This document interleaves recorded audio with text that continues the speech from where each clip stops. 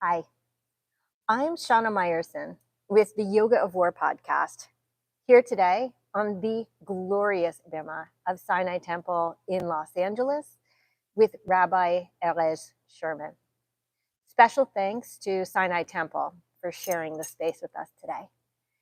If you appreciate and find value in these conversations, please consider supporting the show so I can continue to bring you such amazing and esteemed guests. Details are pinned in the comments below. So there are two kinds of activists in this world. There are the bridge builders and the bridge burners. And even as jihadi masses rage across the globe and across the bridges, there are leaders like Rabbi Erez Sherman who refuse to lose faith in the prospects for peace and understanding between humans. Rabbi Sherman has been working hard to create alliances and empathies between the Jewish and non-Jewish communities, both in his hometown here in Los Angeles and beyond. From the Voice of the People movement to the Black Jewish Entertainment Alliance, Rabbi Sherman is changing the face of friendship, fostering relationships across demographics to find the ties that bind and create a better future for us all. Today, Rabbi Erez Sherman and I will discuss relationships between Jews and non-Jews in a post-October 7th world and why they are so important. If you're a yogi or yogini who sees Jews as the other, you owe it to yourself to listen to this discussion about interfaith dialogue, appreciation, and kindness. Ultimately, we are all one. Rabbi Erez Sherman is the senior rabbi here at Sinai Temple in Los Angeles, a post he proudly shares with his beautiful wife, Rabbi Nicole Guzik, nodding his head to the beauty part. He oversees the Sinai Temple Israel Center, as well as directs the David and Angela Nazarian Youth Fellowship, empowering the next generation of Jewish leaders. Named the 5th top visionary, and I have to spell this out because it's so cool. It's Vizion, emphasis on the Zion, Ari. I don't know, maybe they pronounce it visionary. Yeah. Oh no, that sounds a little off base. For Israel by the Jerusalem Post. Rabbi Sherman is also the host of the Rabbi on the Sidelines, a podcast exploring the intersection of sports and faith. He was recently selected as an inaugural member of the prestigious Voice of the People Network, which, by the way, I was not selected for. You mean the second cohort? He leads the Flesh Family Sinai Temple Israel Center and is the head of JNF USA's Rabbis for Israel. Wow. That's a lot. Right. You're impressed with your own biography. Well, thank you so much for joining me. And also thank you for never just standing on the sidelines. Thank you. Well, the rabbi is on the sidelines, but actually as one of the guests that I had who's not Jewish, Coach Bob McKillop. I'll tell you this story to begin because it's pretty cool. Coach Bob McKillop was the head coach at Davidson basketball. Davidson became famous because NBA All-Star Stephen Curry went there. Even I've heard of him, and I haven't watched basketball in 20 years. Coach Bob McKillop was his college coach. He was a history major. And after Steph Curry graduated, he took his team to Auschwitz. Not once, but actually twice. And we've worked together. We're actually trying to find other major college teams that will take that trip. Obviously, March of the Living was last week. Rabbi Wolpe was there with our IT group. And this past week, he actually spoke to Young Leadership of Jewish Federation after they heard me speak with him. And he wrote to me saying, wow, I'm so impressed with these young people for the future. And by the way, he spoke to them the week of Yom HaShoah, of Holocaust Remembrance Day. I say that because he said the rabbi on the sidelines, and I don't stand on the sidelines. He wrote to me, he said, Rabbi, you might be the rabbi on the sidelines, but you're in my starting 5. And so this whole sports thing and faith piece and interfaith piece, even though the resume might seem long, they're all happening at the same time, and it's a connection where you might not usually find connection. We can delve into the sports piece a little later, because I find that a crucial piece of the location of where these conversations can happen. I also want to say it's pretty neat doing this here on this bima, as You are here every Shabbat, and I just want to say a valued part of our community, both in the ritual aspect, but in what you're doing to also spread the word. I see how many views your podcast is getting, and it's crucial for those, for all of us. I'm not in the yoga world, but God willing, one day, it's an important conversation to have. Thank you so much. I think these are all important conversations to have. And I fear that as the Jewish voice is getting quieter, those of us who are willing to speak up must speak louder. So when you say quieter, I think a majority of people are not finding these spaces to be able to speak up. And for us at Sinai Temple, like I love this place. It's my spiritual home. It's my family home. But when we say Am Yisrael Chai, like right here, people clap. Yes. And I want a vision where we can go in a little more in depth. And the Jewish non-Jewish relation is a place where we can find out about the other. It's honestly sometimes like dating, and you have to date to find the right match. I've been very lucky, and I say that word lucky, but when I'm lucky, then it's how you turn that into blessing. And we've been able to turn fortune into blessing based on those, and I'll share some of those stories of how those began. And therefore, it wasn't a post-October 7th rush to find people. It was simply a reach out to people that we consider friends. I have to say that being a member of this community, it's very unique because we see so much division, especially in opinions about Israel, unfortunately, in the Jewish world. And I can't emphasize enough how unfortunate that is. But when I walk into Sinai, I know that this is a congregation and a clergy that is 100% pro-Israel. I mean, being a part, of the Sinai Temple APEC delegation for many years, we have year after year had the biggest delegation at APEC coming from basically the furthest away. That was my first entry into Sinai Temple. We were graduating rabbinical school at the Jewish Theological Seminary. And Rabbi Guzik said, hey, I'm interning with this rabbi. His name is Rabbi David Wolpe, we all knew. You should come and see what these people are all about. And I just remember throngs of people who support. And actually, I don't use the word pro anymore. I like to say the word Israel engaged, because I think pro is a loaded term, anti is a loaded term.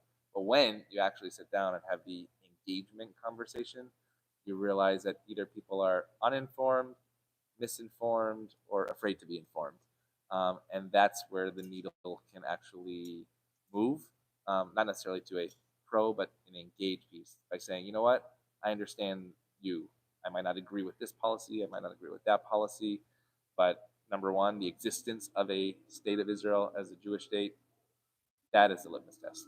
Once we get over that piece, then we can delve into the others.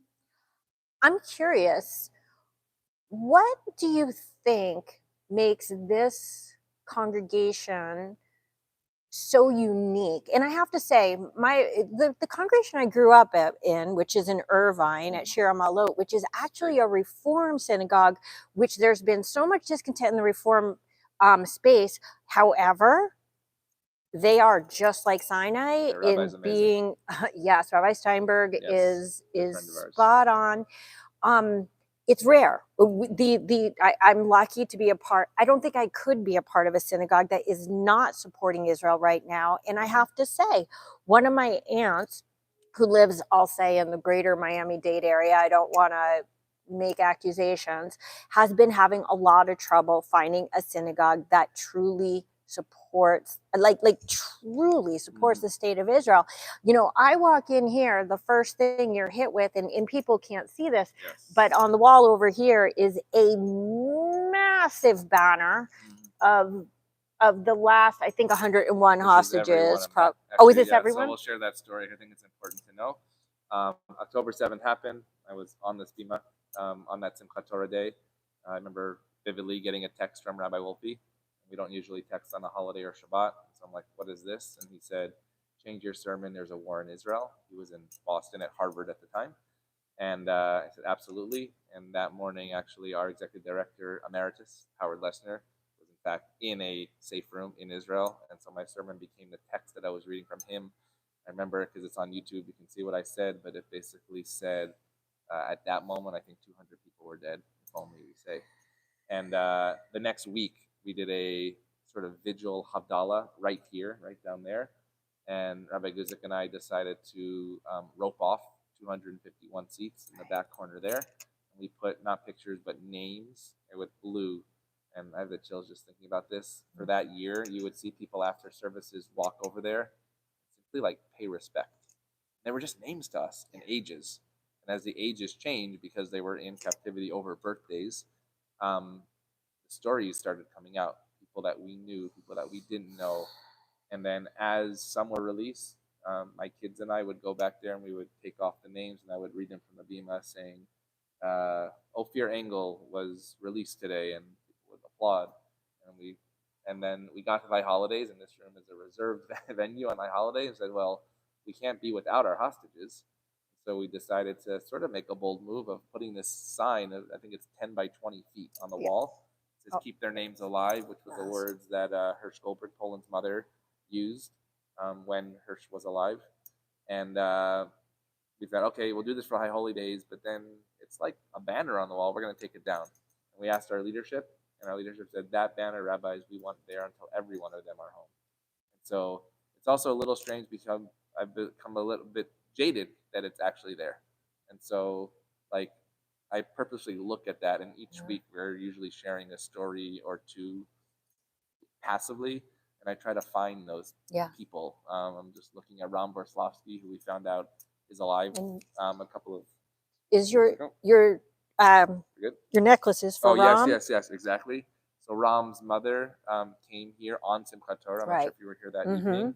She did not come to dance because she just couldn't. It was the 1-year anniversary of his kidnapping. Afterwards, she came in Cone Chapel and spoke for about 20 minutes. She had not spoken or has spoken publicly since. And so we have this footage. And then when it came out, Hamas released a video of him a couple weeks ago. We actually put that out again. She held the sign, I have it in my office, and put it into the ark. It said, pray for my son. And the one that I'm wearing today is his. It says, Ram nechakim habaita, that Ram, we're waiting for you at home. And at the Saban Theater the other night for Yom HaZikaron, his grandmother and aunt were actually there. So I look at his every week, and actually there he is. We don't just think about these people, but I feel like we know these people. And when Rome gets released, I hope that he takes my place in this podcast in the Yoga of War studio. It's a lot. Yeah.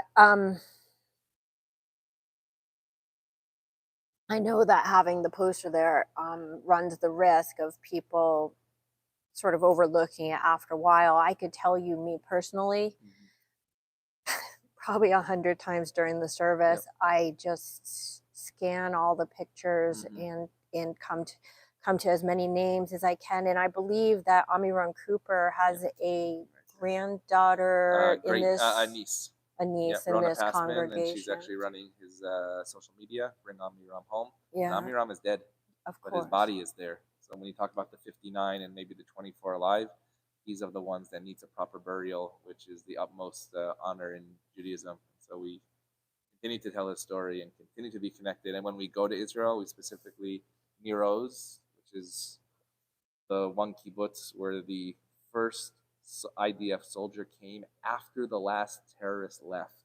Right. When you go to Nir Oz, you understand the magnitude of that day and Amiram's life. So many like him. And for anybody who's not familiar, Amiram, I believe, was 85. Yep. One of the founders of that kibbutz, Gadi Moses, who was released, is now trying to rebuild the kibbutz, which is also, I think, the definition of the Jewish people, of hope. And as Rabbi Jonathan Sachs says, hope is not a word of thought, but hope is actually an action. Yeah. And we've seen that post 10/7. And I like to say now, a lot of synagogues that are in this space have seen a surge of people come back to this space. Now I like to say that we should be here because we desire it, not because only we need it. So if that is, I don't want to say a blessing, but an opportunity to bring people back, then we need to do that. So one last question about Sinai in particular and its relationship to Israel, and then I want to get into your work. Do you think there's something unique about this congregation that makes it so staunchly in Israel engaged was the word you used? We're going to use that often. Okay. Absolutely. We're a very diverse cultural congregation with Ashkenazim from Eastern Europe. We have a very large South American population, and of course a very large Persian population. So all those populations, no matter what the years when they came here, we understood what it was like to not have a place to be. And we also understand that, according to Herzl, I don't want to give away some of the sermon tomorrow, but Herzl basically said if we have that Jewish state, we can be good to the entire humankind. Okay. And specifically in the more modern years, when the population from Iran found a place here, it was an instant connection to, okay, I can be Jewish again, but I will always be connected to that place, because if we didn't have that place, right, in 1979, Israel existed. And for so many in the Ashkenazi community, when our grandparents or parents came here, that option did not exist. So I think we all realize but that can't be our only reason why we have the state of Israel. There's a declared anti-Zionist, a well-known person that I'm not going to name, and I was told, well, he disconnected. He's connected to his Judaism, but disconnected from he left his Zionism. To me, they're one and the same. There's a very large umbrella of Zionism, including when Zionism began. You have Herzl with political Zionism, you have Achad with cultural Zionism, you have Jabotinsky with revision Zionism. They were all under the same flag. Even in 2023, before 10/7, when everybody was in the streets against or for something called judicial reform, which we're not even going to talk about today. It's not. But what were we telling people? This is healthy because they're all flying the same flag. There was a very neat Instagram post back then that there were anti-judicial reform going up the escalator and pro going down. They were all wearing the Israeli flag. In fact, even now, I spoke with my cousin who's in the IDF, and he's tired, like emotionally and physically tired of what he's been doing the last 500 something days. He said, even the people that are in Kaplan Square protesting against the government, at the end of the day, a majority of them, and a large majority of them, go back to serve their country to protect their people. That is the difference in the democracy that we see in Israel, whereas opposed to what you're seeing on the streets of the West, where they're literally saying, down with the West, and hanging up different flags, which are unfortunate. Absolutely. And that really feeds into the concept. When I say Am Yisrael, I don't mean the country Israel. I mean us in the diaspora and the people in Israel, because we are all one nation. We all are one people, and we all need to continue flying this same flag, if nothing else, for our own self-preservation. And it's sad, but it's true. And so, like, just sort of stacking on that to frame today's broader discussion, as a rabbi, as a bridge builder, and as a human, when you look at the world today beyond Israel, what do you see? Beyond the people of Israel. You could, let me say including and beyond. Yeah. I'm talking about the world. What do you see from your eyes as a bridge builder, as a rabbi, as just a humanist? 2025. See a lot of good people not getting the right press. And I say that in truth. So a lot of stories came out for the last few weeks on Voice of the People, where I met these 150 people that were not like me. They were Jews around the world, but doing unbelievable things. And now part of that process was actually meeting them and how we partner. And there's one woman, I'll say her name because it's worth knowing. Her name is Shiran Melendovich Somek. I'm not going to spell that. Part Ashkenazic, part Persian, Israeli. She's in the AI world. She's actually bringing domestic violence victims back to life through image and voice. It's amazing. I do believe that AI is going to be the future in Judaism and religion as well. But I'm telling you her story because her organization is called AI Generation for Good. and we know that the bots are out there doing bad, Mm-hmm. The data shows that we can't beat the bots. Right? We're 0.2% of the population. We all know that if you write something on 0.02. 0.02, right? If you write something out there, the bots are there immediately. And here's this amazing Israeli who's saying, no, we can switch this. We can change the narrative actually by using technology. That's just one example. I have 10 different examples of amazing people doing amazing things. And what you said before, not that they're silent, but like, why do I have to get into that, roughhousing? Mm-hmm. And sometimes, Rabbi Wolpe just wrote about this in his trip to Poland. And last week we talked about Vayidom Aharon, that Aaron was silent when his sons were killed. Like, where that silence is important. Because if you ignore something, and I don't mean ignore it in a bad way, but in a good way, like, then I'm not giving attention to that piece, right? Mm-hmm. Take UCLA, for instance, it's down the street, right? I remember saying, I'm going to go walk over there and like see what that's all about. Well, why isn't it still happening 560 days later, right? When they stopped getting the attention, when they began to get consequences, then it wasn't fun to do anymore. Mm-hmm. So a lot of the fun actually goes into the bad. This goes into a whole theological discussion of whether the Yetzer Hara, Yetzer HaTov is in us.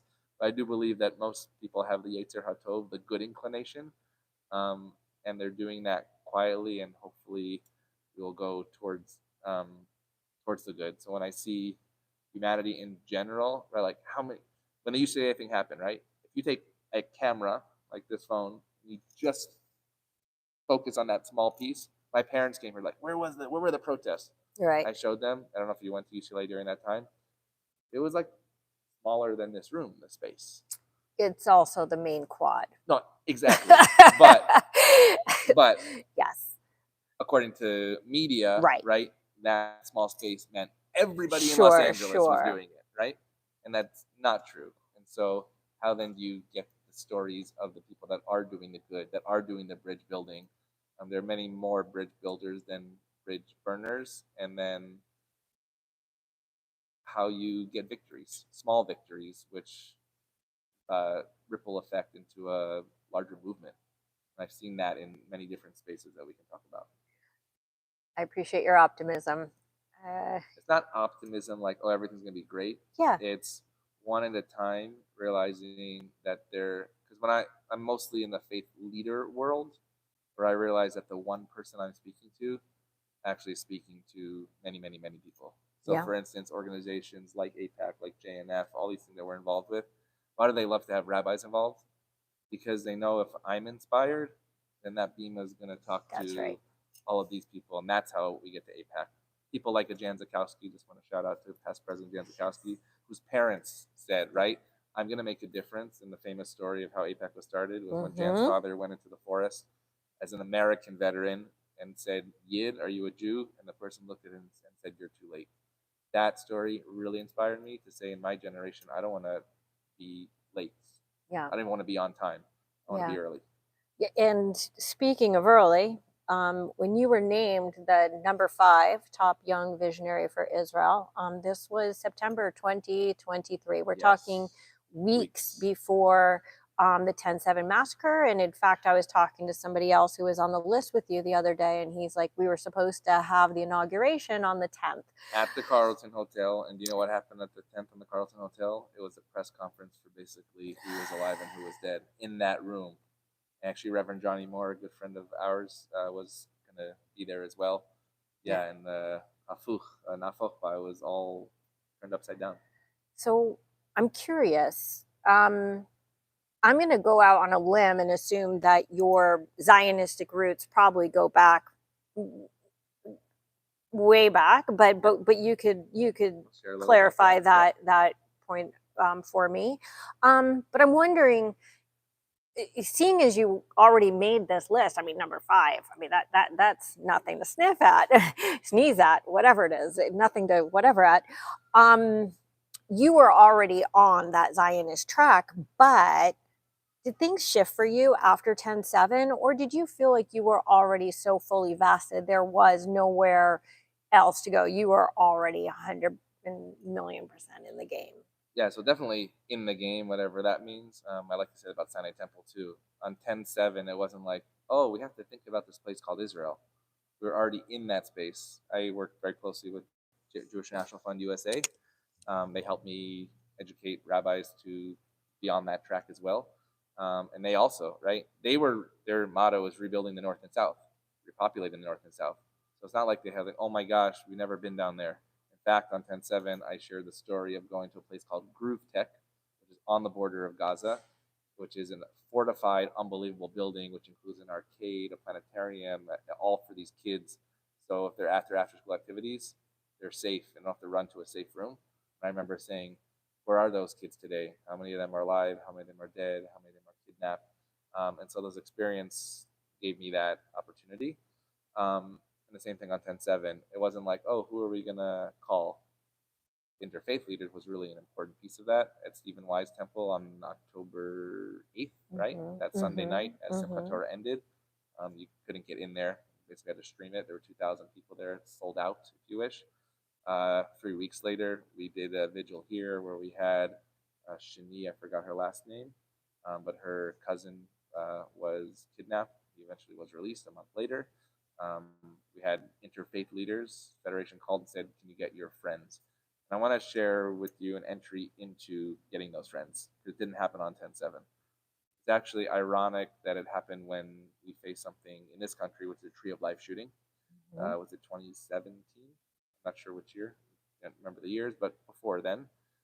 Tree of Life shooting happens, the biggest Jewish massacre in this country at the time. People just worshiping like we do every Shabbat here. And there was a priest down the street. I had actually done a Torah study at a place on Wilshire Boulevard at a Sinai Temple member's office. The person said, can I bring my non-Jewish employee? They're part of the Catholic Church and they like Bible study. I said, no problem. They're comfortable and I'm comfortable. This person then said, hey, I'd like you to meet my priest. And truthfully, I said, we'll love it, but I never did. I don't have the time or whatever. After Tree of Life, the father called and he said, I'd like to come and share a blessing with your congregation that week. It was like October 20th. And he did. And I said, whoa, that really struck me. And why aren't I visiting there? And so a mile and a half away. And so each year we go to Festival of Guadalupe. It's an amazing festival at the Catholic Church. We started doing, we call it covenant work together, helping feed the homeless. But we also go to Dodger and Laker games together, which allows the friendship so that when this coming Tuesday, we're hosting Magen David Adom, basically I don't want to call it the Red Cross because that's a whole different story. Life-saving emergency services in Israel. Who's coming here? 20 different clergy of different faiths, not denominations, with an Arab and a Jewish paramedic of how they save lives together. I trace it back to those roots. APAC also showed me how to build the bridges while allowing differences to exist. And so those relationships have continued and allowed us to do this work together. That's only one. And having been coming here since, for me personally, since the advent of Friday Night Live, which was in the 1990s, so as long as I've been here, we've also been having always in Black History Month, right, sharing with the First AME, I believe it is. And now we do Faithful Central Bible Church. Okay. And that's just a generational thing because Got it. Pastor Foster, so actually, how did I meet Pastor Foster? Great story. Through Bishop Robert Stern's Eagles Wings Ministry. He sends hundreds of pastors to Israel each year. I was a young rabbi. He was a young pastor. Bishop Robert Stern says, look, you don't know each other. You're serving very different communities. You're 15 miles apart, but there's one thing that you have in common. You both have at least walked the Holy Land. Him to the Church of Holy Sepulchre, me to the Western Wall, just meet each other. So we started meeting each other. And then Rabbi Wolpe loved the relationship, and he said, I would love this next generation to work together. And now it's interesting. They always came here and say, no. We're going to also go there. I'm not sure if you had the opportunity to go as well. But, I haven't. that service on a Sunday is amazing. And it led to other pieces when George Floyd racial tensions were happening in our city. And we put up a banner in this synagogue, which seemed controversial to some because they said it was BLM, which had anti-Zionist undertones. Mm-hmm. It was not the words I repeat here. And Rabbi Wolpe said, please ask the pastor who is a Zionist what words would be comforting to him and his community. Mm-hmm. And the words were, I quote, we stand with our African American brothers and sisters against racism. Beautiful. What happened 2 years ago when we go to the church on Sunday morning for MLK weekend?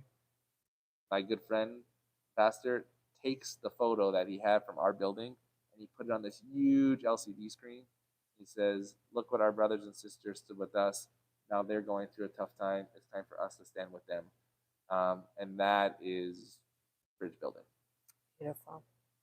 So let's get more specifically into the extraordinarily prestigious. I mean, if they didn't let me in, it's got to be like extraordinarily prestigious. It was actually algorithm based. So it was really interesting. Yeah. So you were selected as an inaugural member. So just mazel tov and mazel tov. And can you tell us a bit about this initiative? Mm-hmm. Why was it created and what it aims to achieve? Also, you indicated earlier Jewish. Is everyone in your cohort Jewish? Very interesting question, because the question is, what is Jewish, right? Okay. So Jewish, according to conservative and orthodox halakha of Jewish law, is different than, for instance, reform halakha. And so I'm going to give you an interesting story in a moment. So why was it created? First of all, President Isaac Herzog is an unbelievable human being. I remember right after 10/7, he was doing Zoom calls with influential people because he realized he had to do bridge building. On October 16th, just 9 days after 10/7, he reached out to people and said, I got to get sports personalities on a Zoom call. Oh, wow. To have them understand, because they're going on TV and that's where millions of people are listening. So I had the opportunity through my podcast network of just texting people saying, I know you're not Jewish. I don't even know if you know what's going on, but can you just please just talk to the president of Israel for 10 minutes? The texts that I received after that were unbelievable, saying thank you so much for being informed. So just the things that Herzog has been doing, even this past week where there's a lot of division in the internal government, he stands up on Yom HaZikaron and says, we have to be above this. We have to be Am Yisrael. We have to be the people of Israel. We'll have our differences, but we have to be above this.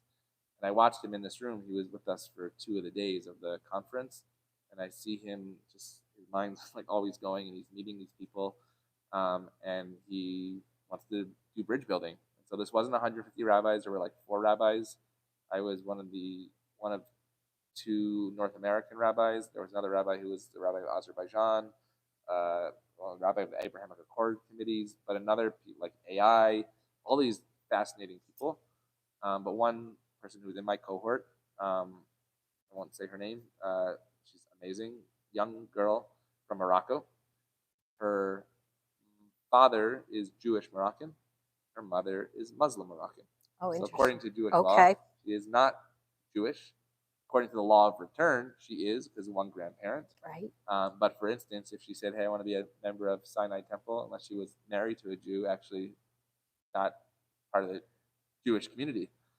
She's doing unbelievable work in the Abrahamic Accord countries to be radicalized. I'm going to say her name because she's amazing. She's very public. Shana Meyerson. Okay. I don't know if you've had her, but if you haven't had her, you have to have her. Okay. She blows my mind. And the stuff that she is doing, she went to Brandeis, and she basically is a Zionist Muslim Jew. You don't find many of those. No. And she's able to go into these pockets and bridge build in a way that I definitely can't. And so I want to say, okay, I want to attach to you so that I can help you and you can help me. And you're finding a lot of different people like that. So what's the purpose? As Herzog said, and I said here when I got back, he said, you're not here to come with answers. You're here to fall in love with the Jewish problems, which, to be honest, sucks, because I came here to find some answers. But I really learned to fall in love with the Jewish problems. They sent out a survey to the entire Jewish world. Right. 10,000 people responded, which is pretty good based on the 0.02% population. And they boiled it down to the 5 different challenges: anti-Semitism, Jewish diaspora relations, and the group that I ended up in, rightfully so, with Jewish, non-Jewish relations. Mm-hmm. The problem is, in the group, besides Shama, there was nobody who is not Jewish. And so how can we in the whole cohort, or just in your Jews and uh, non-Jews relation? so besides Shama, who's Uh-huh. that, then you had to be Jewish. In fact, Okay. some people who were fully not Jewish wanted to even Sure. applied, and they said, right now we're doing 150 Jewish leaders. But then how can we come up with a plan of Jewish non-Jewish relations and we're actually not talking to non-Jewish people? So that's what we're doing in our Well, talking to and having them in the group are not the same right. thing. So now we're gonna talk. We've talked about, okay, who are we connected with? What communities? And what I realized was, you and I are living a very different lived experience than a Jew in Morocco, Sure. than a Jew in Spain, than a Jew in Israel.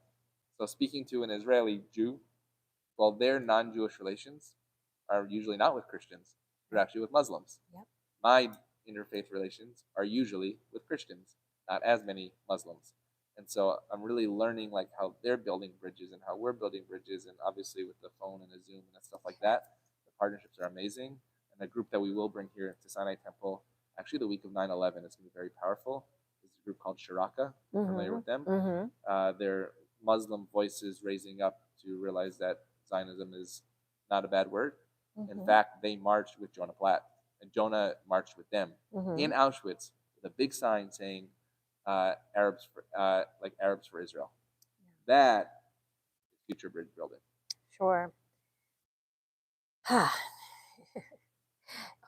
Ultimately, everything when it comes back to Israel comes back to Hatikva. I think that we have such a beautiful anthem in America, and it chokes me up as much as Hatikva, to be honest. I always say my blood runs red, white, and blue, double down on the white and blue. Oh, I love that. I love that. But there's something about Hatikva, the hope, that there is no Israel, literally, there is no Israel without hope. And so many times, just when I think about the challenges, and I'm far from falling in love with the problems, the word that just keeps repeating and repeating is Hatikva, Hatikva. This is what this nation was founded on. It's what it's been built on, and it's the only thing that is going to take us into the future. So I don't know if you read the same book as I did with Heschel's Israel last night, because I'll sharing some tidbits of the sermons. Hopefully people who are coming to Shabbat services are not watching this yet. But I want to share two things that I will share tomorrow based on that. Heschel, when talking about Israel, said that history is given meaning only if there is a tomorrow. So, Hatikva, right? And then the other piece he says is, when you have seen desolation, only when you have seen that and experienced it can you have the hope. Right? So we've seen it throughout our whole history, whether it's Tisha B'Av, which to us was just a story, but when Rabbi Lior Sinai was here last week, I love this, what he said. He's like, in 200 years, and I do believe this, like there will be a Megillah written about this time period that we were a part of. The Jews of Shushan, like the Jews of LA, and they persevered, and they connected with Jews around the world, and l'chaim, to life. So it's given me a different perspective on all the different historical pieces that were maybe sometimes fairy tale in my life. Yeah. To realize that, like, we are living in this moment. It's pretty obvious that this is a moment. Sure. And you'll, in a very like Trump to Netanyahu shocking way, you're going to be the first person to know that Rabbi Sinai is going to be on the show in 2 weeks. Nice. Thanks to you. Lior's amazing. I don't think that shook the world the way that, but somewhere deep inside you're no, like, and knowing that we had diaspora rabbis who did move to Israel, and I was just speaking to a thought leader in Israel yesterday, and sort of like, what is the relationship between diaspora and Israel? Like, if everybody leaves, then what happens? Like, goes to Israel, makes Aliyah, then what is left? Not what is left here, but what is left to actually support Israel and that that mutual symbiotic relationship. I do want to bring up the Christian piece because I think it's really important. Sometimes it's easier today to speak with Christian allies of Zionism than it is to speak with Jews who are, I would call them an anti-Zionist camp. That's been troubling on the Jewish side and exciting on the Christian side. I've never had the It's wild. It's really interesting. So I'm going to make a weird analogy. Yep. The people I know who are Jews by choice, that's what they call it at my other synagogue. Do we call it that here as well? Yeah, converting to Judaism, Yep. Jews by choice. Converts. Yep. In my experience, are more connected to their Judaism than those who have necessarily been born into it. And yeah, and so to make the analogy, a Christian Zionist is making a choice. Yes. Whereas a Jew takes it for granted, yes. right? We, in this generation, I never lived without Israel. I don't know what it means not to have an Israel, but my mom does. I mean, that's not, we're not talking about 10 generations ago. We're talking about my mother. Granted, she was born in 44, but she remembers, it was that important. Right. She remembers the establishment of the state of Israel, and she was 4. And so it doesn't surprise me, though it does upset me, but that the Christian Zionists are so passionate about their support of the land of Israel, the state of Israel. Yeah, and it's interesting when you speak to Christians. So, and when you say Christian, or we say Christian, umbrella, I've learned very quickly that that's like saying Jew. Well, right. What denomination? Where does that work? And so, even whatever denomination, it's a whole different world in each one of those. And I've really enjoyed learning about theologically why they think differently, and others why they might have challenges. And able to sort of bridge those gaps as well. And so when you take evangelical Christian, it's fascinating, and finding the right person to ask the right questions with is really, really important. So one of the reverends that we have, Johnny Moore, who's been here several times, I'm able to ask him really tough questions.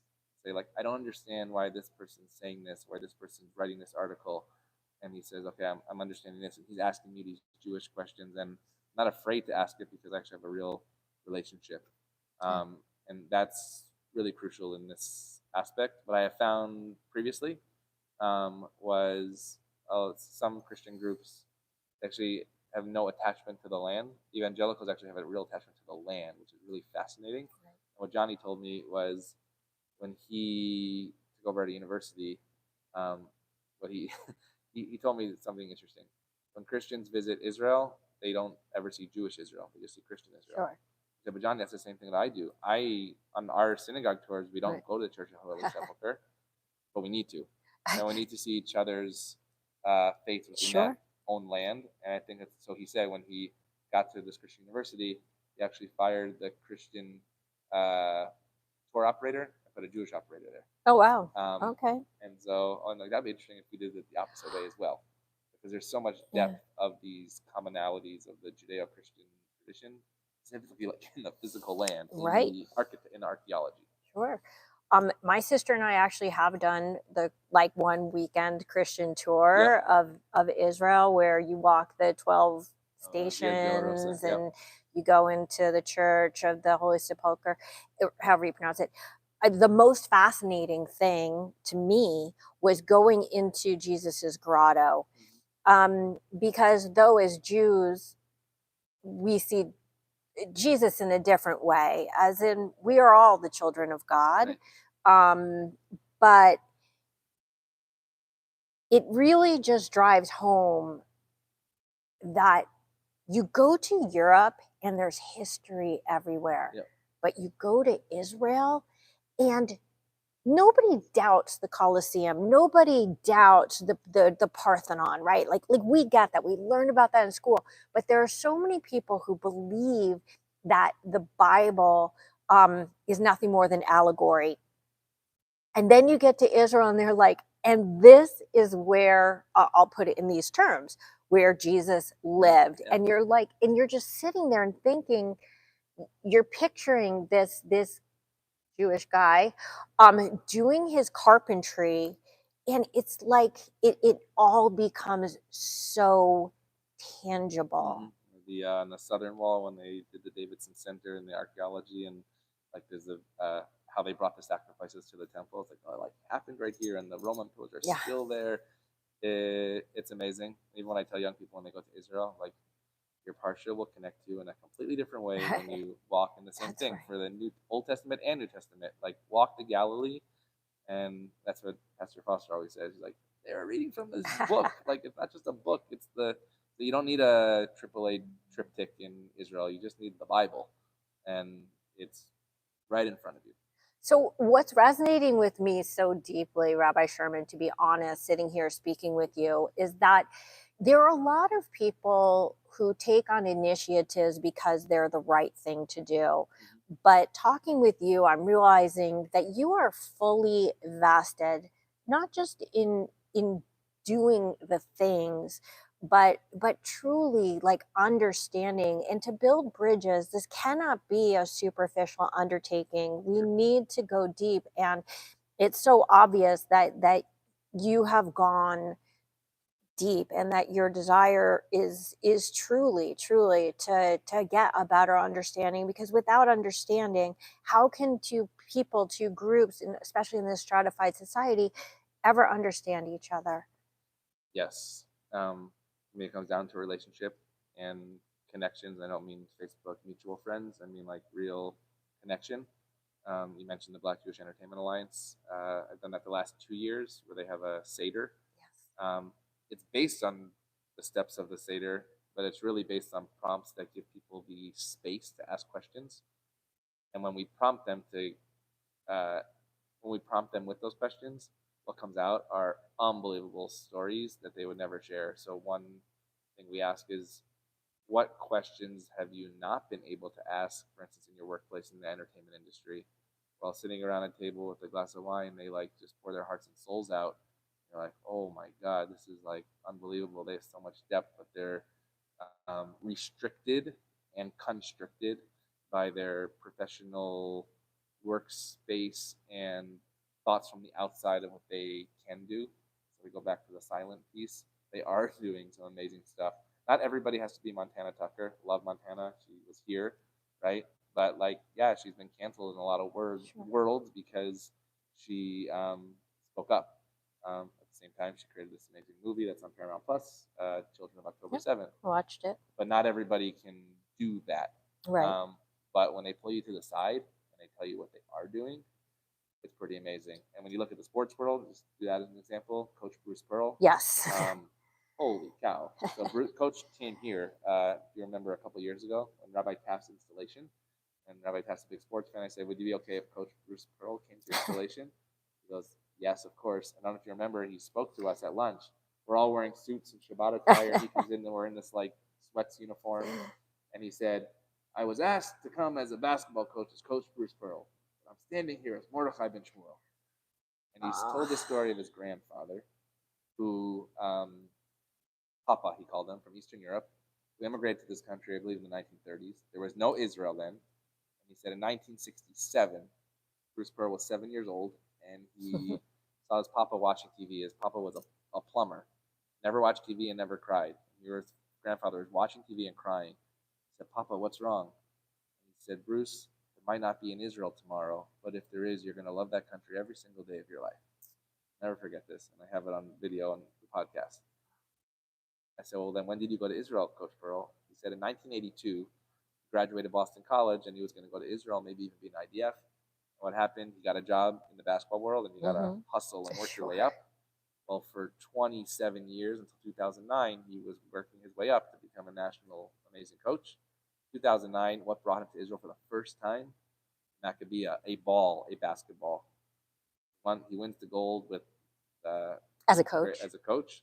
And he says, and from that moment, and I will go to Israel every single year of my life at least once. And guess what?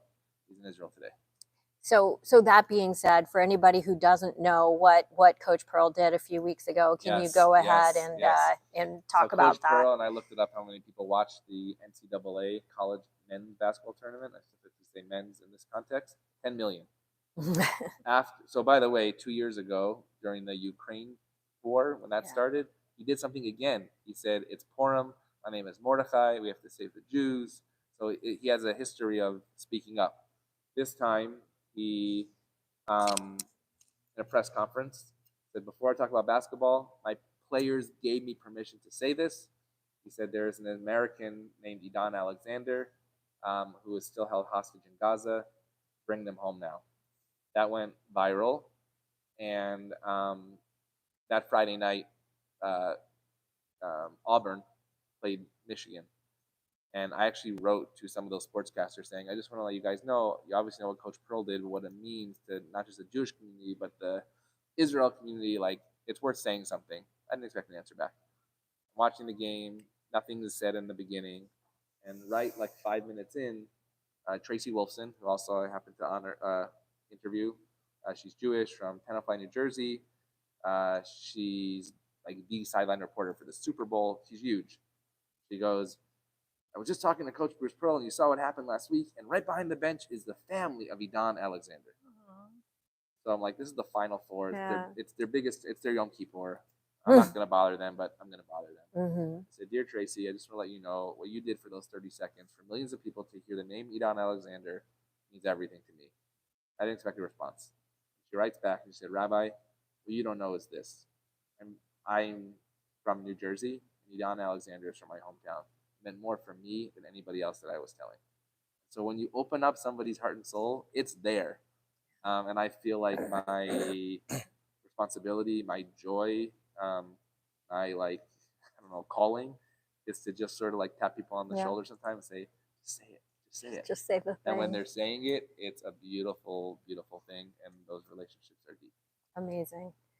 I want to go back to the Black Jewish Alliance and Entertainment Alliance, and knowing that this is my own personal opinion. I'm not saying this on behalf of you, of course.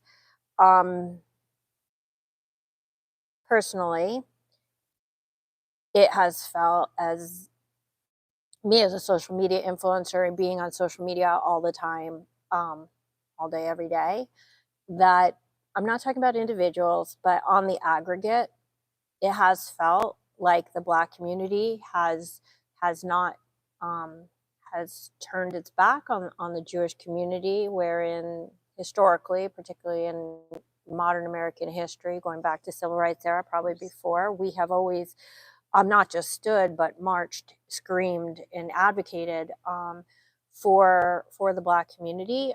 Personally, it has not felt comfortable. I've had personal friends in that community, close friends, who have turned on let's say the Jewish community and by default me. So I'm just wondering, can you tell me a bit about who showed up to the Seder, who was invited, how did they wind up there? What types of actions and initiatives are they doing? It sounds like, for the most part, a lot of them don't feel comfortable speaking up and out. Is that because of pressure from entertainment? Is it from the Black community? Is it from both? So where's the disconnect? And go ahead and tell us the hope as well. So I just want to backtrack that, just as I said, the Christian community is so many different things. The Black community, that again, I'm not an expert in at all, is so many different things. Because the most amazing thing there was actually the Black Jewish community, not Black and Jewish community. In fact, the woman who's in charge of it is Black and Jewish, and those stories are just awesome. And for instance, there was one woman who's in the entertainment industry, I'm not going to use names. She said, I'm Black, I'm Jewish, I'm a mom, and all those strings are very scary these days. And so when we say the word intersectionality, it's I just want to be like really careful, because yes, I have found in my work the part of that community that is ready to have a relationship. Pastor Michael Fisher, I'll give him an example. I don't know if you were there, but we went with Kenner Feldman, Benjamin Fingerhut, our musical director, to Compton on the Sunday of Thanksgiving, where they had to celebrate Israel Peace evening. It was the most uplifting, amazing story. The night after our Black Jewish Entertainment Alliance at Stephen Wise Temple, there was another Black Yes. Jewish Seder, the Freedom Seder, with Van Jones. Right. So the fact that there are multiple, and I just saw Pastor Fisher's doing something with Zionist Rabbinic Coalition in D.C. this week. There is a real movement of people. I can tell you at Faithful Central Bible Church, you think Sinai Temple goes to Israel a lot? You should see them. They're unbelievable. So I don't want to speak off on the umbrella of, because number one, I'm not an expert at all. I would say I use the word fortunate, that I'm fortunate to have found amazing allies in the, I know it sounds so crazy, in the church world and in the sports world. Yeah. Doesn't sound crazy at all. It's like very fascinating. And honestly, the people that I'm finding in the sports world are usually associated with churches. Right. So in the faith world of that community, maybe I'm finding something different than maybe in the entertainment world. Okay. So yeah, who showed up there? People got an invitation because they're involved in entertainment industry somehow. People who might have had a Jewish friend, people who there were some definitely big names that were at the table. Were there people there who were judeo-curious, or did you feel like everybody was already in on the alliance when they showed up? Oh no, definitely not. There was somebody who was Jewish that probably been to one Seder in their life as well, by the way. So sorry, what I mean was, of the people who showed up from the Black community, Yep. were they all already allies, or were there some who were like, I want to find out more about this? Because the latter. Okay. Yeah. There was a lot of learning going on. Okay, In fact, the pastor cool. that I worked with this year, because Pastor Foster wasn't available, was Pastor Terrence Taylor, Seventh-day Adventist. Okay. He had never been to a Seder. He's like, well, what am I doing? It's like, let's just follow. There's going to be no bread, but lots of matzah. And his stories were unbelievable of liberation theology and freedom. And actually, he's coming on Tuesday to the Muslim-Jewish dialogue with the Magen David Adom. So yeah, definitely I like that. Judeo-curious. But I was also curious of their narrative. Sure. And Passover was just a piece of the toolkit to have that come together. So yeah, my question is like, what's next, right? So I have an idea of, there's something called Promise Sessions that just opened up in Nashville. It's Nova survivors coupled with Nashville musicians, actually put together by Patricia Heaton, who was here, amazing Christian ally, with a modern Orthodox rabbi who's my friend, Rabbi Saul Strasberg. We want to bring him to LA. And I said, what if we partner with the music industry to actually do this and not at a synagogue?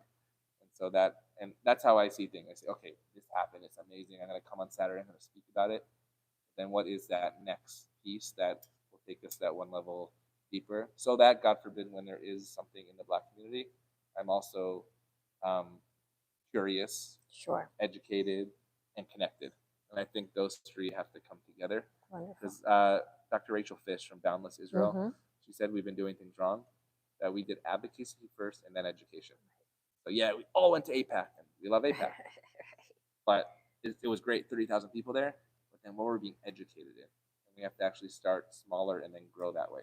Yeah, I agree. And again, I was not talking about like specific Black people or even the broader. I'm just saying like the BLM was a big case in point, and they have millions of followers. And so when I'm speaking to faith leaders in the Black community, like we talk about that piece, and they have millions of followers. You are correct, but then somebody can say JVP, Jewish Voice for Peace, right? Oh, come on, didn't you see like the Jews having the seders in the encampments, right? They're Jews, right? I know it's hard for us to even laugh at that, right? And there's a conference right now in Baltimore of Jews for Peace, and there's just a letter for rabbis saying like that doesn't represent us. So in each community. Now the question: are they? So in my own defense, I will also argue that we've had a big traitor problem within the Jewish community. Absolutely. Massive. Yep. So I'm not. It's a generational piece. Yes. And I think when you have young people saying, "I've been lied to," right? Because you didn't teach me that Christians and Arabs they exist in Israel together. I think our whole educational philosophy definitely is changing. When I work with rabbinical students, which is another piece, we have real open, honest conversations. I always say APAC were the first people that took me to Ramallah, right? I met with Saib Erekat, who died, one of the last groups that met with him before COVID. Right. I heard his truth. I didn't like his truth, but I heard it from his mouth. Mhm. With these rabbis that I worked with last time, we went to Bethlehem. Right? I saw Bethlehem. I understood it. You have to understand it in order to then speak about it. You have to be Israel engaged. I like that. Yeah. Absolutely. I'm curious. You started to speak about a woman and said you didn't want to say her name. Is there something secret Oh no, so about I said like it's so who? Shama Mektali. Oh, okay. Yeah, she's amazing. There was somebody else. Okay, cool. Because so what kinds of have any specific actions or initiatives come out of that Seder? I mean, obviously, it was only a couple weeks ago, or whenever, a few weeks ago. Um, what was the desired outcome? Just like let's understand each other? Was it let's strategize? Was it let's connect? Was it all of the things? Yeah, so it's a partnership with BJEA, Black Jewish Mm-hmm. American Alliance, and CCFP, Mm-hmm. Community for Peace. Mm-hmm. Ironically, it was a couple days before Coachella. Oh. We all know what happened there, right? Mm-hmm. Where what are their band called? Kneecap. Right? And they actually CCFP, Mhm. Creative Community for Peace, was warning them, please don't you're asking for trouble, right? Warning the band or warning No, Coachella? Coachella, Okay. right? I don't know what happened, but they were very active in the aftermath. And in fact, there was, I think, the Jubalong had the big posters up at Coachella saying I don't know exactly the words, but can you imagine going to a music festival and never coming home? And so I've seen the work of CCFP, and I think it's building the alliance so that when the next thing happens in Coachella, if those people have the decisions or stuff like that, they're able to understand better. They're able to have a resource. I know they do something for Juneteenth. So just as Passover was the Jewish way of gathering, well, Juneteenth will now be theirs, and then I get to learn from them. Awesome. And so I think that's really neat. I would like to personally. So there will be another like Black Yes, Jewish Entertainment there's Alliance event on Juneteenth, like the events Seder. throughout the year. There's a Shabbat dinner. Yeah, and I would love to do something with them through our Flesh Family Israel Center. I think it's crucial. We have so many people in the entertainment industry. You hear these stories, but like I said, they're not given the publicity that they should have.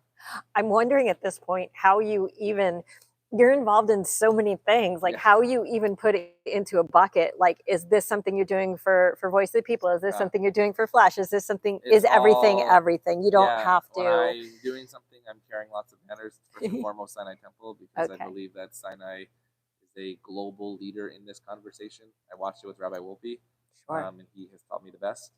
And he always says, when I went into the sports faith world, like rabbis don't really do that. And he said, are you okay with this? I was assistant at the time. He said, I think this is his vision. He's like, I think there's going to be like a time when that voice is needed. So start. And then 3 years later, and Kyrie Irving happens.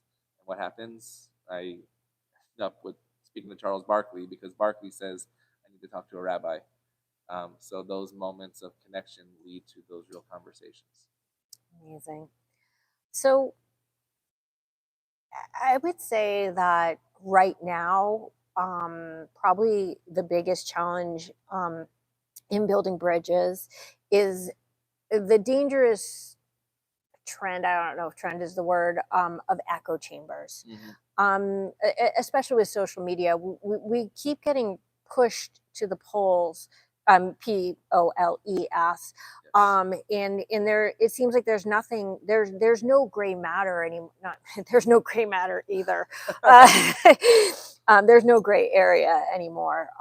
So I just feel like, anti-Semitism has become so entrenched in certain circles that it's nearly like impossible, and to use a synagogue or church analogy, to like preach beyond the choir, right? So I'm wondering, like, who are you preaching to, and in how do you intend to actually reach them? Is it the quote unquote 80%, which I think has shrunk considerably, that are sort of the undecided? They say there's 10 on this side, 10 on that side, and 80 who just don't know. I feel like that has shrunk considerably, but that's my own personal. Is that your target? Question. So I like about the preaching to the own choir, right? Like, okay, so we got 600 people a week now. It's amazing. Get 1,000 people watching online. You're talking about Shabbat services. Mm-hmm. So that's one avenue. But we've brought different speakers. Patricia Heaton has been there, and Johnny Moore, and Robert Stearns, and all those people. But it's interesting, this past year, who has been coming here? There were actually 4 buckets coming from Israel. You had Nova survivors, Mm-hmm. you had families of Nova victims, you had people in captivity, and then you had released hostages. And when they would call here, they say, I don't want to talk to you. Please connect me with the church. Please connect me with somebody outside. So a lot of the work this year has been trying to do that. And I will be honest, not everybody welcomed them in because they said it was political and it wasn't a case of humanity. Just put that challenge out there. When it has worked, it's been amazing. Mm-hmm. And so it's like the reverse. I want our community to see voices that are doing great work out there that are not us. Mm-hmm. And I want us to talk to other communities. And so it's this, I guess, cross pollination, you would say. Sure. And but it has to be both organic and relationship based. Mm-hmm. For a long time, when things were good in the world, it was, okay, bring MLK weekend and have the pastor come and literally hallelujah and we're good. It made us feel good. Yes. But then when something happened, so like another interfaith story, this is a really cool story. I have a lot of stories. Sorry. You do have a lot of stories. At the Seder, they had a photographer at the Black Jewish Alliance. The guy comes up to me and goes, "You remember me?" I'm like, yeah, I do. He was Meher Hakopian, Christian, Armenian, Lebanese, who, if you remember, saved the Jews on Pico in the sushi attack. Okay. And then we found him and we brought him here that Friday evening to speak about why the heck he would put his life on the line to save a couple of Jews he didn't know. And he was then the photographer. And I started the Seder saying, never gonna believe this, but like, based on me connecting with him years ago, this is what we're doing here because of this. And I'm not saying everybody has to literally go physically save a life. We have to be in the engagement, not just conversation, but in the action. So yeah, I think the cross-pollination is really, really important. I think it doesn't start, you used to say it starts with the college students because they're going to be our next elected officials. We've actually lost that generation. So now it starts with the high school students. We just started a program, the Barron Scholars, 11th and 12th grade. We're expanding that nationally to Houston, Columbus, and New York next year, so that when those seniors go to a college campus next year, I know who they are now. I call that Hillel and I say, you have a student ready to be a leader. You don't have to go find them. I found them for you. I'm handing them to you. They also need to meet Christian leaders who are doing the same thing. If you're at Pali High School, so we do an evening actually with the Mormon church here. If you've never been to the Mormon Visitor Center, they have a huge model of the Second Temple in their visitor center. All those kids are in school with our public school kids. Yeah. We're saying meet people of other faiths. Sure. Again, there's the social piece that it's not about that piece. It's actually about saying, I have the same values of you and we can actually do stuff together to make a difference. So I think the cross-pollination is really important. Otherwise, we're talking to the same. And Sure. You know what? I listen to other news sources. I listen to other preachers that I might not necessarily give that same message to understand what is being said. And for rabbinical students, I'm very interested in what their needs are and how I'm able to give them their needs while also pushing them along in the engagement conversation. And when I do that, it also challenges me in a way that I might not challenge myself from a bima, but challenge our community in different ways. And I will actually argue that there is also value to speaking to the choir, especially in these days where the choir feels like their voice has been taken away. And so, among other things, discussions like this give them talking points, right? It gives them, I mean, I have certain go-to podcasters. Obviously, Douglas Murray, one of them. Sam Harris did some unbelievable podcast in the beginning. He sort of dropped off of this topic, but like some of the best that I've heard. Melanie Phillips. She'll be here in a couple weeks. She is? Yeah, probably will be. Oh, amazing. So Dan Senor. I have to, in Dan Senor, I have to keep coming literally back to these podcasts over and over, and I just try to burn them into my mind. Like some of them I'll listen to 100 times. Yep. And I am definitely in the choir, but it helps me. It also helps me to stay sane in what feels like an increasingly insane Did I say keep me sane? Yep. In an increasingly insane world. Yep. Yep.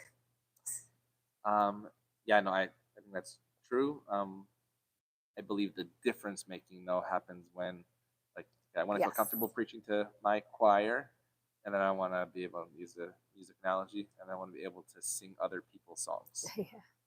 Because I think that's when the harmony, music analogy, begins to hear. Otherwise, you're gonna hear dissonance, and that doesn't sound good, or it doesn't feel good either. Sure. So how do you reach out to, like, whether they're potential or nascent allies in this violent and in deeply fraught social environment that, I mean, let's be honest, it's so stacked against us? How do you even approach someone who perhaps you're not sure is even on our side or willing? In the neighborhood, in a religious-wise, a good neighborhood. Okay. Talking about crime. We're in a good neighborhood. You can go within a mile here and knock on 20 church doors. Actually, high holidays, COVID, when we had to move outside, that's literally what we did. Shout out to Dr. Saba Sumek from AJC. She's the interfaith, like, religious person. She said, hey, call this, call that person. And we ended up, if you remember, on the Mormon church baseball field. And from those baseball Yom Kippur moments, we have done so many other things together. So it's that piece. It's, as my mom always liked to say, and I say this a lot from the Bima, you have to play before you pray. You can't have the conversations about, like, which is your favorite biblical verse of Joseph before you actually say, like, how are your kids doing and what schools do they go to and what challenges you as a human being, as a parent, as a sibling, as a child. Once you have that, as you told me, I'm this, and this, but you're also a human being. We're all human beings. And so to get the essence of that and then start figuring out, okay, which way are we going to take this, relationship? And then again, for me, I love connecting people that I don't think would be connected. So like, Coach Bruce Pearl starts tweeting Aviva Klampus from Boundless Israel. I write to her, I'm like, do you know him? No, this. All of a sudden, it's like this. And so, sports analogy, it's called the coaching tree, that, like, top coaches, that they're good when you look around and you realize that they have created amazing coaches. I would say Rabbi Wolpe has the rabbinic tree, probably 10 rabbis who came through his apprenticeship that are around the country that are doing Rabbi Wolpe style communities. And I think the same thing is true here, that rabbinical students specifically, that's what I want to really create. And I'm seeing it happening. Instead of me giving them homework assignments, they're doing things on their own that say, oh my gosh, I just learned a model of Israel engagement, of interfaith engagement that is authentic to myself, that can give meaning to the other faith group, that I can bring to whatever community I serve, and not be afraid to risk what you believe in, while also challenging a community to take those next steps. So has it been difficult to inspire, like, avowed non-Jewish allies? I'm not talking about Patricia Heaton. I mean, there's some who have gone balls to walls on this, but when they know that the pushback is going to be relentless, painful, and will inevitably have negative effects on their career, their social media, standing or reputation. What has been the pushback, the reluctance, or the willingness to step up and take that risk? Not only that, it's the opposite as well. There was a local faith leader, and when I was told of the sermon that their assistant pastor gave on YouTube, just like ours is, I watched it. It was quite disturbing. Some tropes of anti-Semitism, not only anti-Semitism together. I reached out to that pastor and I said, I would love a conversation. It started with, I haven't been there to Israel, but I've read a lot. Oh, geez. And so we've had those open conversations, but I can only have that because of the conversations that occurred earlier. So, can't start with like, I didn't like that sermon. It has to start with what are our local issues that we can actually work on together in order to do that. And 7 accelerated that process. And so there's a lot of people that I still would love to meet, and I'm meeting a lot more people as we go along. As you collect more friends and more sort of say, oh, I want to meet you, I want to meet you, like that. I'm not saying I know you're using the optimism word. I like to portray the optimism because I'm not a public critique person, right? Whether it's for governments, whether it's for policies, that work is dirty laundry that needs to be done in the right way separately, and the right advocacy things like the APACs do. What can be publicized is, all the things that get us to the moments of real allyship. There's a lot of risk and challenges that went along the way that I don't need to write in my public blog or Facebook every day. So I think that's an important, I was teaching a seminar on interfaith dialogue and engagement. It's like this. It's not just like, oh, we got there. Like, doesn't work. It doesn't work like that. It doesn't work in any relationship. So like, to get to the chuppah, when we ask a wedding couple, like, what do you argue about? That's the famous question that rabbis ask. And if a couple says nothing, then like, maybe we should talk about this, because when you do argue, how will that look like? That is the question. Yeah. Because in life, there's always going to be arguments with those you love the most. But I want to take a step back. What was the outcome of this conversation? So you had this difficult conversation with somebody who was from Bima is not the word, from their pulpit, were espousing anti-Semitic and or anti-Zionist views. You reached out, and what? So there's been nice dialogue throughout, and there's been, I had 2 options. One is I'm done with them. The other is moments of engagement.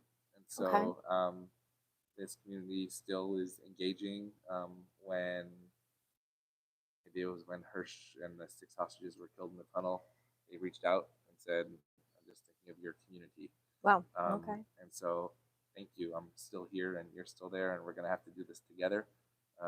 So I'm willing to do that, but I'm not willing to shame that organization. Maybe it was, as we talked about earlier, misinformation, et cetera. I like to give the Dan Lakaf Zechut, the benefit of the doubt, when I hear something, how something can be changed. If it can't be changed, then we can learn about that as we go. But in the first moment, let's sort of unpack that and see what we can do. Let's go back to the Muslim world. So we've talked a lot about the Christian world, and again, understanding this is a broad umbrella term, but also another broad umbrella term would be judeo-christian. We share values, we share the Torah, what they would call the Old Testament, and we share so much. In fact, just like a square is a rectangle, but a rectangle is not a square. Christianity is a superset of Judaism, and Judaism is an inextricable part of Christianity. There's no inherent conflict going in that direction. We've got some. Today. There's no inherent conflict. I'm not saying that there's no conflict in perceived. World, if you look in like the Middle Ages, right? Like when you're looking at Rashi, quote as the famous biblical commentator. Yeah. You really read Rashi polemically and historically, it's against crusades and Christian violence. So it's an interesting. 100%. Let me qualify my statement, which is to say, in a canonical style, the Torah is a piece of their canon. So therefore, it cannot be deleted. Now, of course, things have changed since they made Jesus their dude. But it doesn't. We still remain the square and the rectangle. From what I understand, the Old Testament is also a piece of the Quran. Perhaps not verbatim. I'm unclear on this, but we don't hear people Similar talking stories, similar about prophets, right? yeah, but we don't hear people talking about Judeo-Muslim values the way we do Judeo-Christian. So I want to talk about your efforts and successes or challenges in reaching out to the Muslim world. Now I know we have like Bassam Eid has been here at least once or twice that I know of. We've got people like Dahlia Ziada, and we have a bunch of people that we know are on our side. So I'm going to put those aside, okay, because those are givens. When it comes to reaching out to the Muslim world, what has that looked like? What directions has it taken? Has it surprised you? Has it? Yes. Post October 7th, there's definitely in the Jewish Muslim world been broken relationships. I know of school partnerships around the country that they used to have these exchange programs that they said I think we need a break right now. How you repair that is, I think, harder to do right now. We've taken steps backwards in that piece. But then you bring Bassam Eid in, right? Mm-hmm. Bassam is an amazing man. He's of the next generation, probably 30 years, 40 years older than me. Probably 30 years. But this next generation that I'm very interested in. And so there's a young man so there's local and there's international. I'm actually going to focus on the international first. A young man named Hamza Hawadi. If people haven't heard about him, they should look him up. He started writing during the encampments. He said, I'm a Gazan, and what's happening in the West is actually hurting me as a Gazan. It's not helping me as a Palestinian. I got to talk to this guy. And so I actually wrote to Bassam Eid. I said, this kid's writing in Newsweek. Do you know him? So Bassam said, how do you think he got into Newsweek? So I want to talk to him. So he's now a Gazan refugee in Germany. Okay. How did he get out? The whole story is crazy. I want to have him tell it. Okay. Actually, if you have a chance to Zoom with him, okay. Wow. Okay. He's never stepped foot in Israel because he couldn't as a 27-year-old Gazan. Family members have been killed in this devastating war. He's in danger in Germany because he speaks against Hamas. He was actually a Gazan that was on the streets basically saying, give me a better life. So he was thrown into Hamas jails. If you follow him on Twitter, he'll really go after Israel not as a Jewish state, but as a political whatever, which everybody has the right to do that. But he says, my people can't live under this authoritarian rule of Hamas. So he's asking for the release of the hostages. And I've seen his process over the years. It's been amazing. The story I tell you is that he was talking to the rabbinical students. How did you decide to step up and speak like this? And he said, I read this book by Yossi Klein Halevi, Letters to a Palestinian Neighbor. Yeah. And it changed how I thought about my neighbors. And so I was like, oh my gosh, hold on. I said, have you ever met Yossi Klein Halevi? I said, no. Give me a minute. I got Yossi's email and said, look, I've heard you speak to APAC and stuff. I don't really know you, but this 27-year-old kid, you changed his life and he's trying to whatever. We got to meet. What will happen there? I'm not sure. But there was my calling again saying, if I just push send and the shidduch, then maybe something will come of that.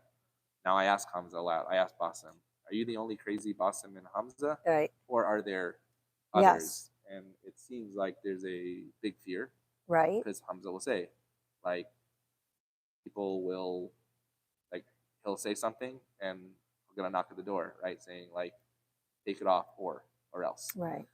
So I understand the fear of a lot of people have to speak up. So I don't know enough about this world to know where my allies can be. But I think Shiraka, I do know is amazing. I want to raise their voices.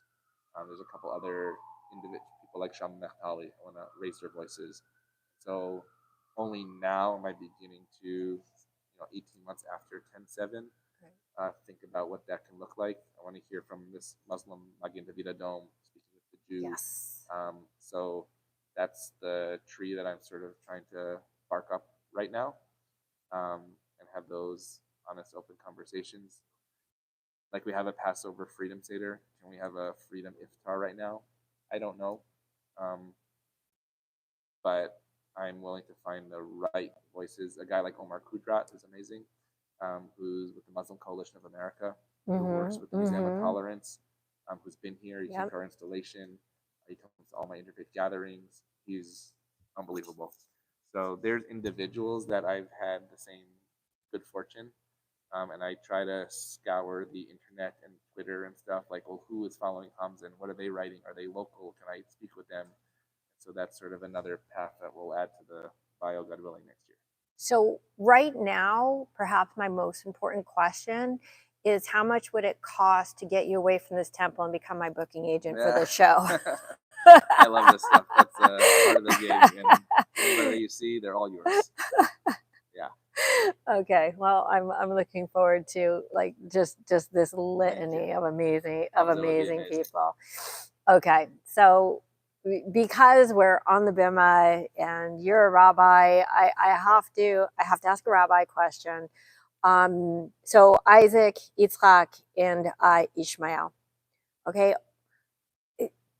Anybody who says that the wars and conflicts involving Israel is anything but a religious war is being naive. We think about the grievances in America of the Black or African American community going back to slavery. Now we're talking about going back thousands of years to this grudge that never died. But ultimately, their story had something of a positive and happy ending. And though Yitzhak in the Torah is, from what I understand, the fact that Abraham took him to sacrifice at the mountain that signified that it was his son. And from what I understand, the Quran says no, it was Ishmael, his firstborn. You could correct that if that is incorrect, but ultimately this is where it all began. The father of the Jewish people, the father of the Muslim people, and one nurtured, one exiled, by the same father who quite frankly loved them. And I say loved them because it was both. So in biblical terms, where do you see the potential for a scriptural, biblical, religious solution or reconciliation? A way to emphasize we are cousins. We are not enemies. How do we get back to that? So I think everybody goes to the Abrahamic Accords right now. We're sort of waiting on the Saudi Arabia piece, what that looks like. Somebody in the Christian world just told me that they were meeting the Syrian foreign minister, and this Christian is going to Damascus in 2 weeks. So when you hear these stories, it's like, whoa. 2 years ago, I never thought a Christian pastor is going to go to Damascus with a Jew a couple weeks ago who saw the oldest synagogue in Aleppo. Like, things are shifting and happening, and God willing, converging to sort of that type of moment. You find those moments of all these things that we've spoken about the last 90 minutes of people to people, even before 10/7. As we know, the people in Euros we just talked about, they were actually the peace activists. So when we would go down there before 10/7 with our rabbinical students, we would meet with a group called, blanking what it's called, but these were Israelis that were taking Palestinians from Gaza for cancer treatment. We would sit with them together, and I remember this Yeshiva University Orthodox student writing on his Facebook blog, the day I hugged a Palestinian, that like he never could believe that actually could exist. And so these are these little moments that, again, in the Muslim world, it's I think different based on the hierarchy. I'm not going to go into the politics of the Palestinian Authority that was just named a new vice president, the elections that haven't happened in 20 years, even though it's a 4-year term, all that stuff. But I think the Abrahamic Accords, and I was just listening to Dan Snor's podcast, I forgot who the guest was, but they were like, what's great about the Abrahamic Accords, even after 10/7, everything has stayed. Besides Turkey, and they're not in the Abrahamic Accords, all the flights between UAE and Israel have stayed because the people want it. And even military coordination Exactly. when so needed. All of that has stayed because people understand what we need to get to. So like, what's our part of that? I know Omar Kudrat was trying to basically do the Abrahamic Accords of this country. Is that even possible? And I think we actually have more challenges here than they do in UAE and Bahrain, places like that. So ironically, actually, we have to take their model of what's happening with the Abrahamic Accords here. On the ground, when I went to Hebron many years ago in 2007, the first time I went, I wasn't allowed into the cave of Machpelah because it was actually Eid al-Fitr. It was the Rosh Hashanah for Muslims. And I wasn't upset about that because when I came back on Passover, I was able to go in as a Jew. It was an ironic, weird, separate but equal shared space. And we were all doing it at different times. That was an interesting model in 2007. I don't know if that would happen now.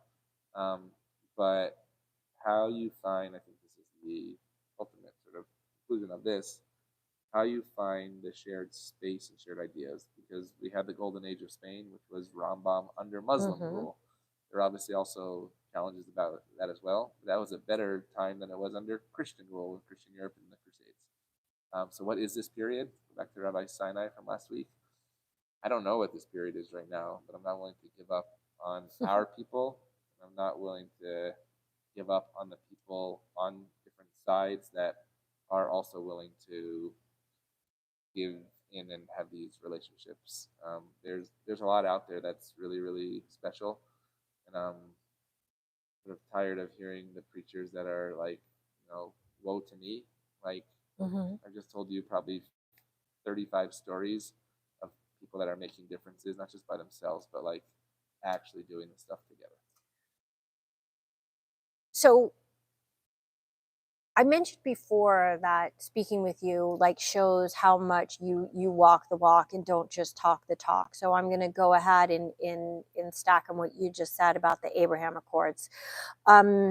Is this talking the talk, or do you think that those people who are engaged in the Abraham Accords are literally paying respect to the Abrahamic, literally, I'm speaking biblically now, the Abrahamic tradition, in an acknowledgement that this isn't just about shared intelligence, shared defense, shared economy, but a shared ancestry. So I haven't been there yet to the United Arab Emirates, but I've been told that there's like the Abrahamic Center there.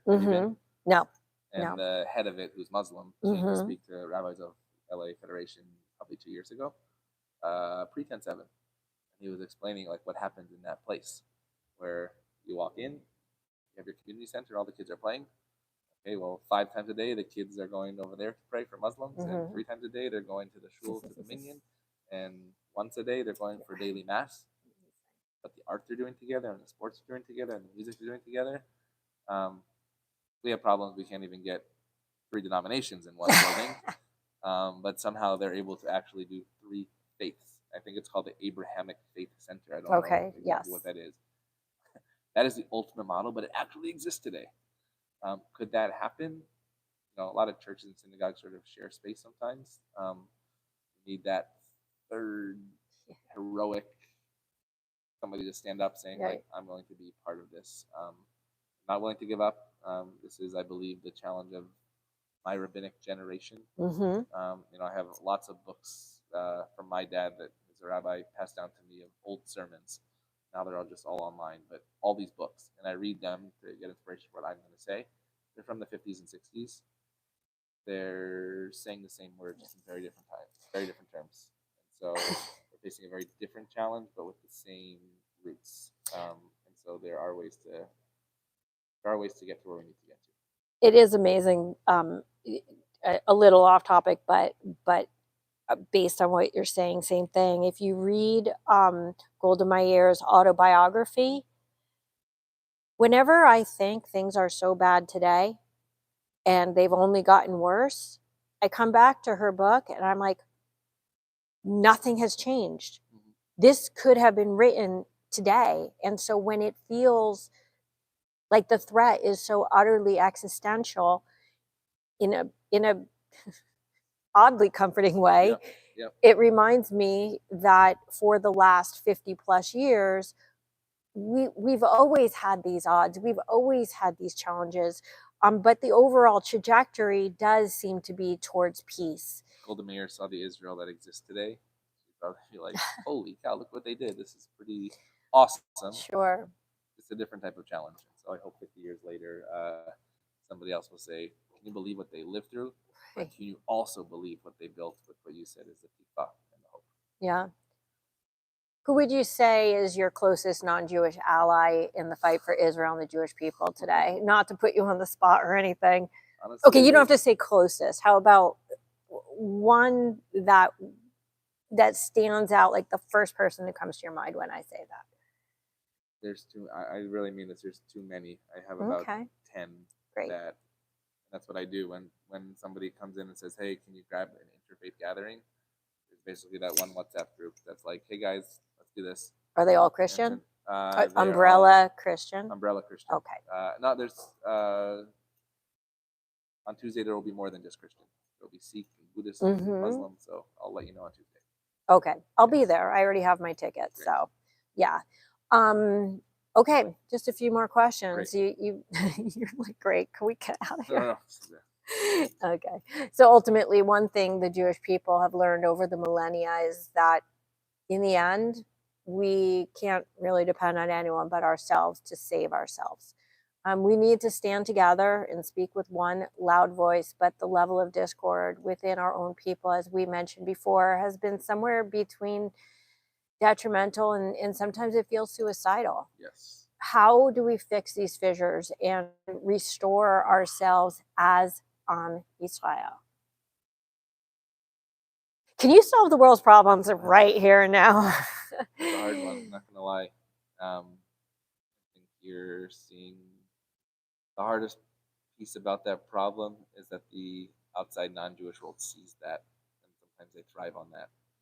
And so, Rabbi Sinai came at the right time last week, where he said Tikkun Yisrael over Tikkun Olam, because Tikkun Olam is saving the world, but like the oxygen mask, you have to put it over yourself first. So it starts within family. It goes the opposite way. Usually you say, "Oh, I'm part of humanity," and then you drill down here. Now you have to think, like, okay, I'm part of like this, and then how am I going to go out there? Yeah. It's not easy. I don't have an actual answer for that. But back to preaching to the choir, getting them comfortable enough to being in conversation with that message to others, not on the extreme opposite, but others like, okay, well, if this person believes this, then I can have a conversation with that. They're connected to maybe that other person. So I believe it is strategic. It's strategic relationship building, and not just throwing darts at saying like, "Oh, you're Christian, you're this, you're that." Yeah, it really hurts when you see in the Jewish press all the fighting, and so I go back to Herzog because I think he is a unifying person in the world right now, specifically in the Jewish world, through all we're going through. Am echad, lev echad, one people, one heart. It's just words, but if it can be real action, and you see it in the IDF. Yeah. And I've never served in the IDF. I just speak to family who is in the IDF. Right. And my cousin said, "Where were you for the Seder?" He said, "I was in the Army." So we had 30 minutes to do the Seder before we had to get back to our jobs. And he said to see people in their 50s who are ultra-Orthodox with 19-year-olds who've never worn a kippah in their life, blasting, shouting the words of Man Yishkan on top of their lungs. Am echad, lev echad is where that exists. Because they understand. Yes. To be in Israel is to understand. And I think that in the diaspora, I could only really speak to America, we need to do a better job of educating our children at home, because the education that they're getting in our public school system I mean, just as a side note, Brandy Shufutinsky was on my show, and when you say Black and Jewish, she was saying that, like, with ethnic studies, she's considered white. I mean, she's Black, but because she's Jewish, she is considered to be a quote unquote white person, a privileged person, and so we see our own children being indoctrinated against their own roots, and so I think that it all begins in the home. And Rabbi Wolpe actually made a very interesting point where he said it used to be that the youth, if they didn't know something, would go to their parents or grandparents for the answers. But because of technology, we now live in a world where the grandparents and parents have to go to children for answers. And so children don't care what their parents say about Israel, because they've already proven that what they know based on technology is more important. It's more powerful. It gives them the ability to direct the narrative. Well, if that's the case, then I believe immersive experiences are actually the education. So the birthrights, the engagement with, like I say, going Seder, Black Jewish Seders, etc. You actually have those conversations and not talk to a screen.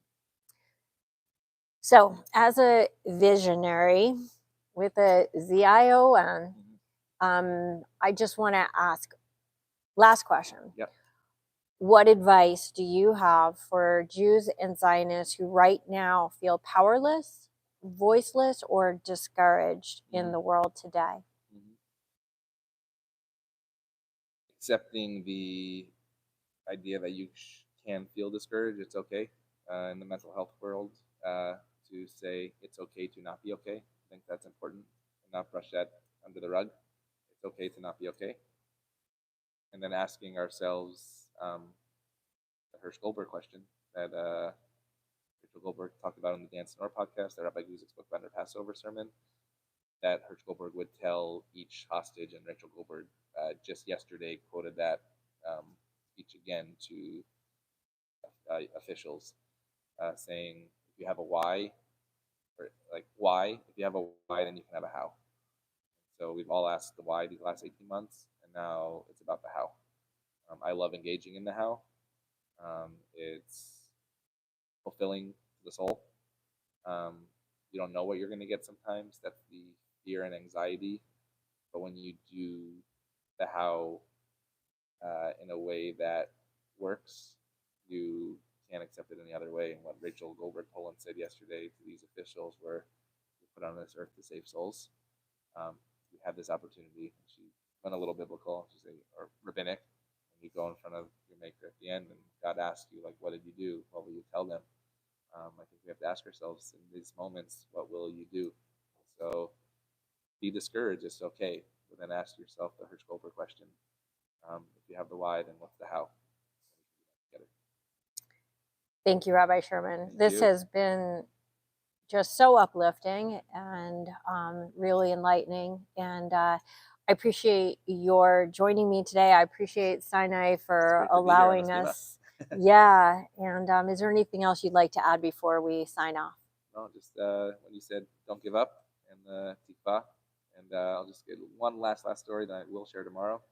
I did 2 conversions to Judaism, and a young woman, you're supposed to ask somebody when they convert to Judaism, like, do you know about, this is from the Talmud, do you know about these people that are persecuted? Do you really want to join these people at this moment that are continue to have distress and sorrow? And if they say yes, then immediately accept them. And then I asked this young woman, what's going to be your Hebrew name? That I chose Uri Tikva. And that means my light is hope. And when she said that, the whole Beit Din, the rabbinical court, 3 rabbis sitting in front of her, usually ask questions about that. We all had tears in our eyes, and we said, you're home. She slid into home base. No, it was beautiful. Thank you. Thank you for ending on a high note. And as we say in the old country, Am Yisrael Chai. Am Yisrael Chai.